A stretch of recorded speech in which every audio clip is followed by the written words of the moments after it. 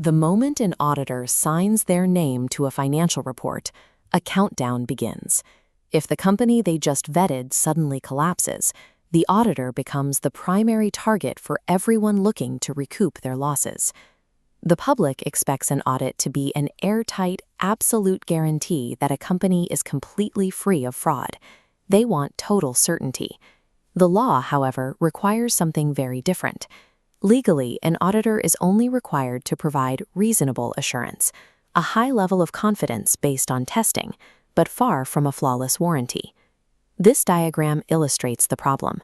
We call this widening void between the public's demand for an absolute guarantee and the legal reality of reasonable assurance, the expectation gap. It provides the exact breeding ground for career-ending lawsuits. Memorizing international accounting rules will only get you so far. To survive in this profession, you must master the strict boundaries of your own legal liability. To map out a defense strategy, we have to define the specific threat. In the audit world, lawsuits almost entirely revolve around the concept of negligence. Negligence requires an injured party to prove that the auditor breached a specific duty of care, and that exact breach directly caused a measurable financial loss. It is a high legal bar. The court judges the auditor's work against a strict standard. Did they fail to act the way a reasonably competent professional would have acted under the exact same circumstances? The most immediate legal threat comes directly from the client. This relationship is governed by contract law, specifically through the terms drafted in the initial engagement letter.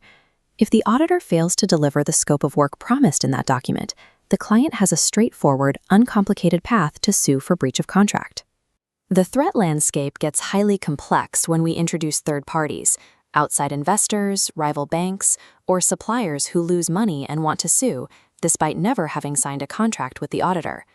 This network map shows how exposed an auditor can be.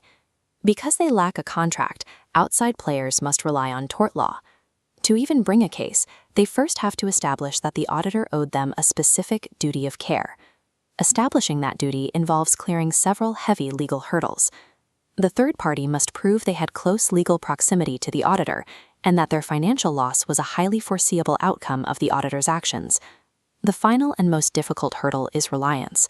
The third party has to prove they reasonably relied specifically on that single audit report to make the disastrous financial decision that cost them their money. These third-party lawsuits are notoriously difficult for plaintiffs to win. Yet, if they successfully establish a duty of care, it opens the auditor up to massive, unpredictable financial exposure. To survive multi-front attacks from both clients and third parties, auditors rely on a highly specific defensive tool, Liability Limitation Agreements, or LLAs. This rising liability chart shows how an LLA functions as a contractual ceiling, legally capping an auditor's total financial exposure. However, it must be heavily negotiated with the client's board and explicitly approved by shareholders to become legally binding. We have mapped the defense, but we still have to ask what drives this intense legal ecosystem in the first place. When an audit fails and the lawsuits fly, we have to look at the root cause.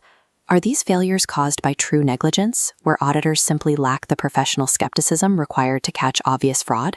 Or has the global business environment become so intricately layered that the audit framework buckles under the strain, rendering the public's demand for perfection impossible? For ACCA candidates, the takeaway is clear. To pass the exam and survive, know your precise duty of care, understand the threshold for negligence, and secure limitation agreements before the expectation gap catches you.